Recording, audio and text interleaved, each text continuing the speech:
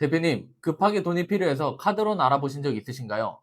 직원 월급 줘야 하고, 거래처 결제해야 하고, 부가세도 내야 하고, 통장 잔고는 부족하고. 그래서 많은 대표님들이 이렇게 생각합니다.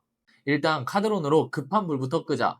그런데 저는 정책 자금을 상담하면서 정말 많이 봤습니다. 카드론 하나가 나중에 수천만 원의 기회를 날리는 경우를요. 오늘은 카드론을 받는 순간 실제로 어떤 일이 벌어지는지 말씀드리겠습니다. 먼저 하나 질문 드릴게요. 대표님은 왜 카드론을 받으시려고 하시나요? 대부분 비슷합니다.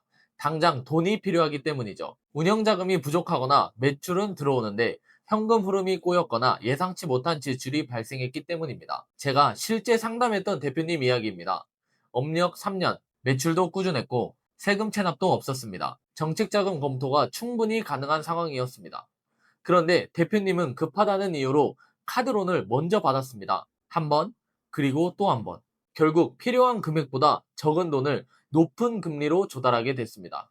여기서 끝이 아니었습니다. 추가 자금이 필요해서 정책 자금을 알아봤는데 이미 금융거래 이력이 꼬여버린 상태였습니다. 대표님 입장에서는 돈이 필요해서 카드론 받았을 뿐인데 라고 생각합니다. 하지만 금융기관은 다르게 봅니다. 왜냐하면 카드론은 일반적인 사업 운영 자금 조달 방식이 아니라 상대적으로 급전 성격이 강한 금융상품으로 인식되기 때문입니다. 즉, 대표님은 단순히 돈을 빌렸다고 생각하지만 금융기관은 왜 카드론을 사용했을까를 보기 시작합니다.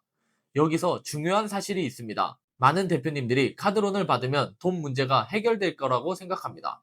하지만 실제로는 돈 문제를 해결하는 게 아니라 잠시 미룰 뿐입니다. 왜냐하면 운영자금 부족이라는 원인은 그대로인데 이자 부담만 추가되기 때문이죠. 그래서 한 달 뒤, 두 달 뒤 또 돈이 필요해집니다. 그러면 어떻게 될까요? 추가 대출을 알아봅니다.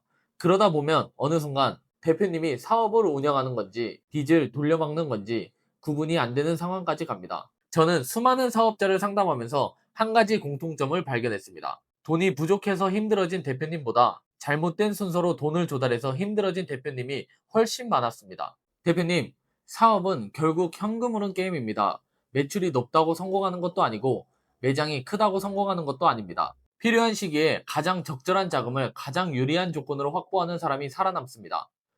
그런데 대부분은 반대로 합니다. 급해지면 카드론, 더 급해지면 추가 대출, 그리고 나서 정책 자금을 알아봅니다.